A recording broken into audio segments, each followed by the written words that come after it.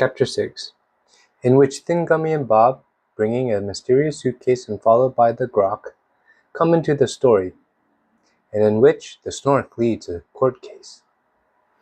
Early one morning at the beginning of August, Thingumy and Bob came walking over the mountain, and stopped just where Sniff had found the hobgoblin's hat. Thingumy wore a red cap, and Bob carried an enormous suitcase. They had come a very long way, and were rather tired, so they rested for a bit and looked down over the valley of the Moomins, where the smoke from the Moomin house was rising between the silver poplars and plum trees. "Smoke," said Thingumy. "Folk mean smooth," said Bob, nodding, and they began to wander down the valley, talking in the strange way that Thingummies and Bobs do.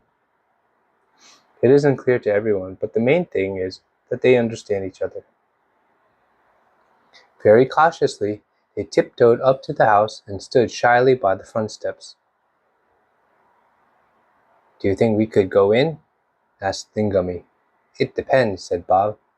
"Don't be frightened if they're gross and crumpy." "Shall we dock on the Knorr?" suggested Thingumy. "But imagine if somebody comes out and screams." Just then, Moomin Mama stuck her head out of the window and shouted, "Coffee!" Thingumy and Bob were so dreadfully frightened that they jumped into the opening of the potato cellar. "Oh!" said Moomin Mama with a start. "I believe those were mice disappearing into the cellar. Sniff, run down with a little milk for them." Then she caught sight of the suitcase, which stood by the steps. "Luggage, too," thought Moomin Mama. "Dear me, then they've come to stay." And she went off to look for Moomin Papa to ask him to put up 2 more beds, very, very small ones. Meanwhile, Thingumy and Bob had dug themselves into the potatoes so that only their eyes could be seen, and there they waited in terror for what might happen to them. "Anyway, I can fell smooth," muttered Thingumy. "Somebody's coming," whispered Bob. "Saw a noun."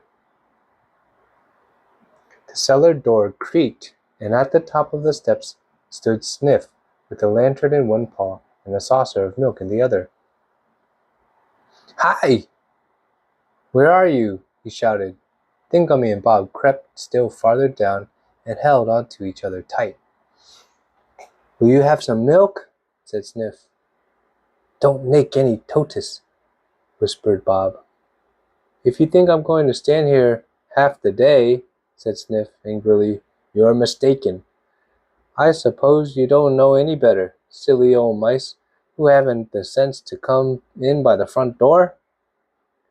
"Milly old souse yourself," retorted Thingumy and Bob, who were seriously upset by this. "Oh, so they're foreigners," thought Sniff. "I'd better fetch Moomin Mama." Then he locked the cellar door and ran into the kitchen.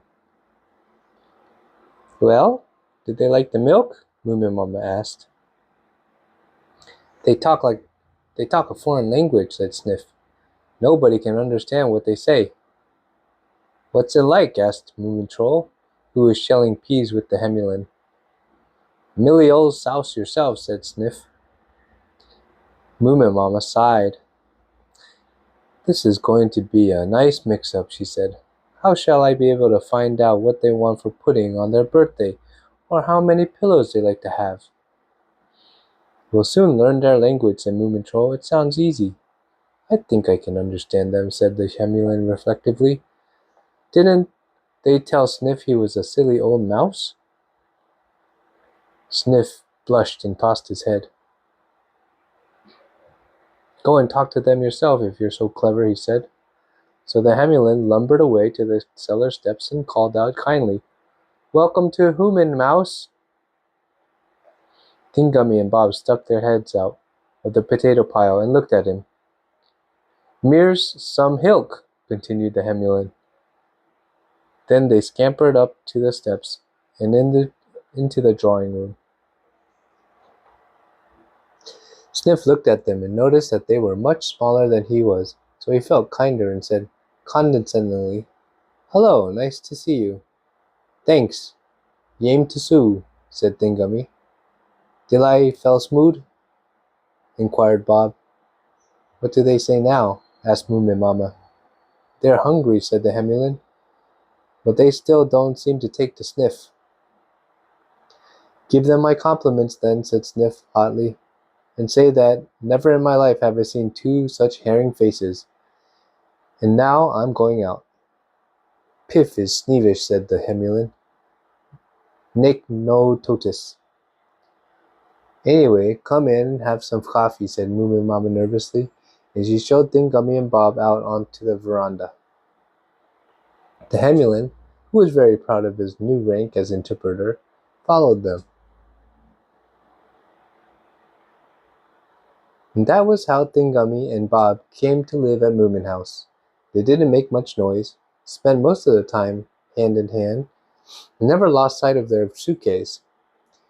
But towards dusk on that first day they began to get very worried. They ran frantically up and down stairs several times and eventually hid under the drawing-room carpet. "Much the water?" asked the Hemulin. "The Groke is coming," whispered Bob. "Groke? Who's that?" asked the Hemulin, getting a little bit frightened. "Tig and Brim and Garable," said Bob. "Lock the door against her."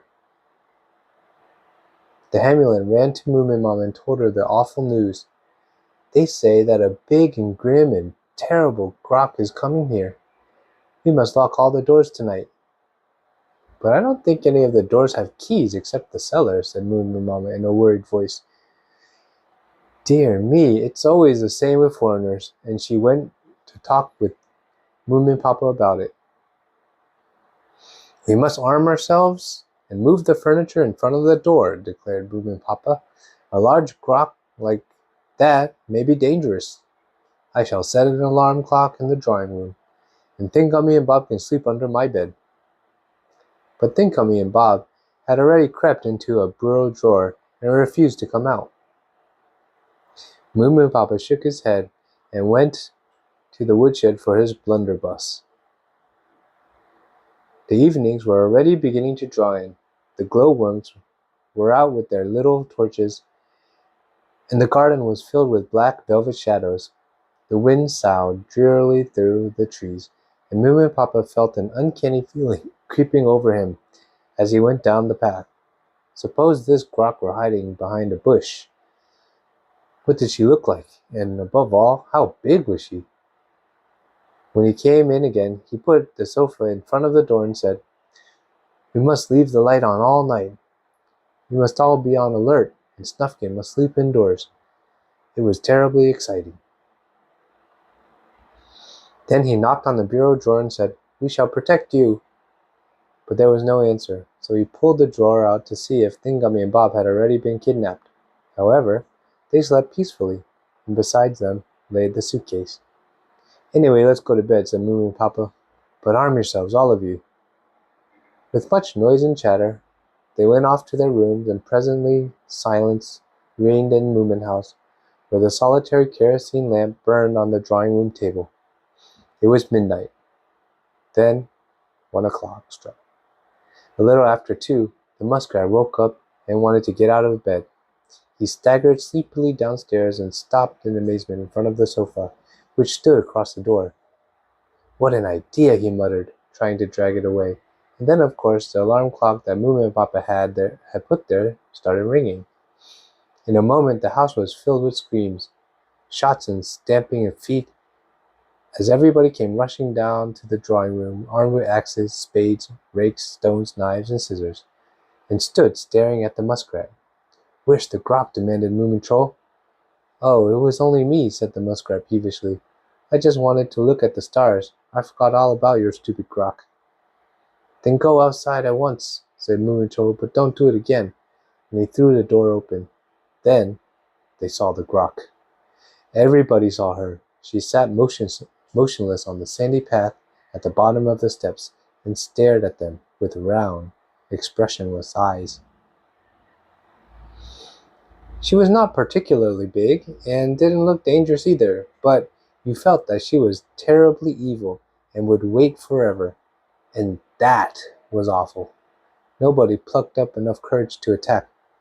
She sat there for a while, and then slid away into the darkness, but where she had been sitting on the ground was frozen.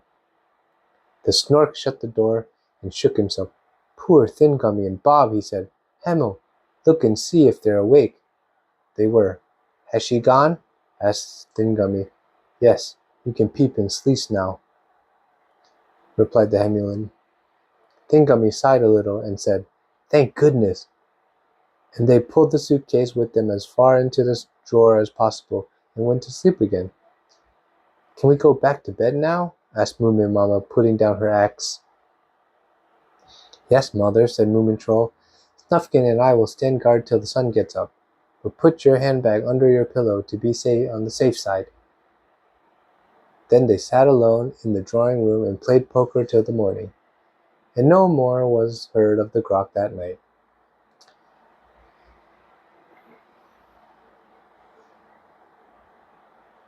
Next morning, the Hemulan went anxiously out to the kitchen and said, "I've been talking to Thingumy and Bob." "Well, what is it now?" asked Moomin Mama with a sigh. "It's their suitcase the Groke wants," the man explained the Hemulan. "What a monster!" burst out Moomin Mama, "to steal their small possessions from them." "Yes, I know," said the Hemulan, "but there is something that makes the whole thing complicated. It seems to be the Groke suitcase."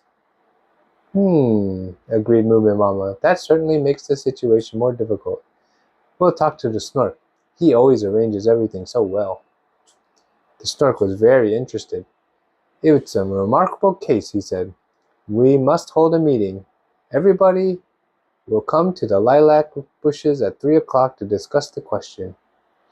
It was one of those lovely warm afternoons, full of the scent of flowers and humming-bees, and the garden was brilliant with the deep colors of late summer.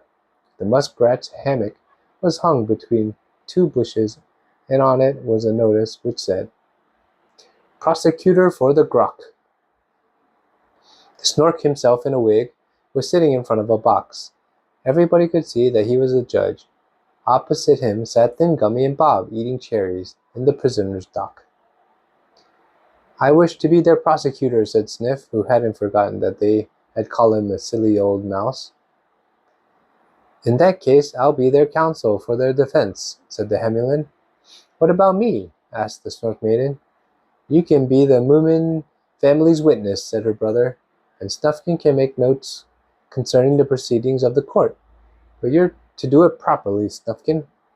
"Why doesn't the Groke have a counsel for the defense?" asked Sniff. "That isn't necessary," replied the Snork, "because the Groke is in the right. Everything clear now? All right, we'll begin." He banged 3 times on the box with a hammer. "Man, you cake it out?" asked Thingumy. "Mot nuch," said Bob, blowing a cherry stone at the judge. "You are not to speak until I say so," said the Snork. "Yes or no, nothing more. Is the said suitcase yours or the Groke's?" "Yes," said Thingumy. "No," said Bob. "Write down that they contradicted each other," screamed Sniff. The Snork banged on the box. "Quiet!" he cried. "Now, I'm asking for the last time, whose suitcase is it?" "Ours," said Thingumy. "Now they say it's theirs," moaned the Hemulan in despair, "and this morning they said the opposite." "Well, then we don't have to give it to the Groke," said the Snork with a sigh of relief. "But it's a pity after all my arrangements." Thingumy leant forward and whispered something to the Hemulan. "They say," he declared, "that it's only the contents of the suitcase that belongs to the Groke." "Ha!" said Sniff. "I can well believe that. Now everything is perfectly clear. The Groke gets her contents back, and the herring faces keep their old suitcase." "It's not clear at all," cried the Hemulan boldly. "The question is not who is the owner of the contents, but who has the greatest right to the contents. The right thing in the right place. You saw the Groke, everybody. Now, I ask you, did she look as if she had a right to the contents?" That's true enough, said Sniff in surprise. Clever of you, Hemel. But on the other hand, think how lonely the Grock is because nobody likes her, and she hates everybody. The contents is perhaps the only thing she has. Would you now take that away from her too? Lonely and rejected in the night? Sniff became more and more affected, and his voice trembled. Cheated out of her own possession by Thingumy and Bob. He blew his nose and couldn't go on. The Snork banged on the box. The Grock doesn't need any defense, he said, besides, your point of view is emotional, and so is the Hemulin's. Witness forward. Speak up. We like Thingumy and Bob very much, said the Moomin family's witness. We disapproved of the Grock from the beginning. It's a pity if she must have her contents back. Right is right, said the Snork solemnly. You must be fair. Particularly as Thingumy and Bob can't see the difference between right and wrong. They were born like that and can't help it. Prosecutor, what do you have to say? But the muskrat had gone to sleep in his hammock. Well, well, said the Snork. I'm sure he wasn't interested anyways. Have we all said what we should say before I pronounce the verdict? Excuse me, said the Moomin family witness. But wouldn't it be easier if we knew what the contents actually are? Thingumy whispered something again. The Hemulin nodded. It's a secret, he said. Thingumy and Bob think the contents is the most beautiful thing in the world, but the Grock thinks it's just the most expensive. The Snork nodded many times and wrinkled his forehead.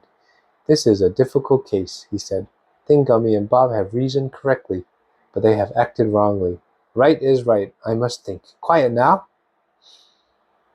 It was quite quiet amongst the lilac bushes except for the humming of the bees, while the garden baked in the sunshine. Suddenly, a cold draught swept over the grass. The sun went behind a cloud, and the garden looked dull. What was that? Said the Snufkin, and lifted his pen from the notes. She's here again, whispered the Snork maiden. In the frozen grass sat the Grock, glaring at them. She fixed her gaze at Thingumy and Bob, began growling, and shambled slowly nearer. Hopster! Hopster! Help! Help! Stopster! They screamed, getting quite incoherent in their terror. Stop, Grock, said the Snork. I have something to say to you. The Grock stopped. I haven't thought enough, went on the Snork. Will you agree to Thingumy and Bob buying the contents of the suitcase? And if so, what is your price? Hi, said the Grock in an icy voice. Would my gold mountain on the Hattie Fattener's Island be enough? Asked the Snork. No, answered the Snork as icily as before. But just then Moomin Mama noticed how cold it got, and she decided to fetch her shawl. So she ran through the garden, where the frost marked the Grock's tracks, and up onto the veranda. And there she had an idea. Picking up the hobgoblin's hat, she went back to the court proceedings, put the hat on the grass, and said, Here is the most valuable thing in the whole of Moomin Valley, Grock. Do you know what has grown out of this hat? Raspberry juice and fruit trees, and the most beautiful little self-propelling clouds. The only hobgoblin's hat in the world. Sho, said the Grock scornfully. Then Moomin Mama laid a few cherries in the hat, and everybody waited in dead silence. If only they don't turn into something nasty, whispered Snufkin to the Hemulin. But they were in luck. When the Grock looked into the hat, a handful of red rubies lay there. There, said Moomin Mama happily. And think, what would happen if you put a pumpkin in it? The Grock looked in the hat, and then looked at Thingumy and Bob. Then she looked at the hat again. You could see that she was thinking with all her might. Then suddenly she snatched the hat and, without a word, slithered like an icy gray shadow into the forest. It was the last time she was seen in the Valley of the Moomins, and the last they saw of the hobgoblin's hat too. At once the colors became warmer again, and the garden was filled with the scents of summer.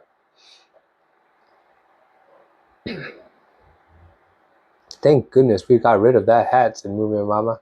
Now it's done something sensible for once. But the clouds were fun, said Sniff. And playing Tarzan in the jungle, added Moomintroll sadly. Good riddance to red rubbish, said Thingumy, taking the suitcase in one hand and Bob in the other. And together they walked off toward Moomin House, while the others stood looking after them. What do they say now? Said Sniff. Well, good afternoon is near enough, said the Hemmyman.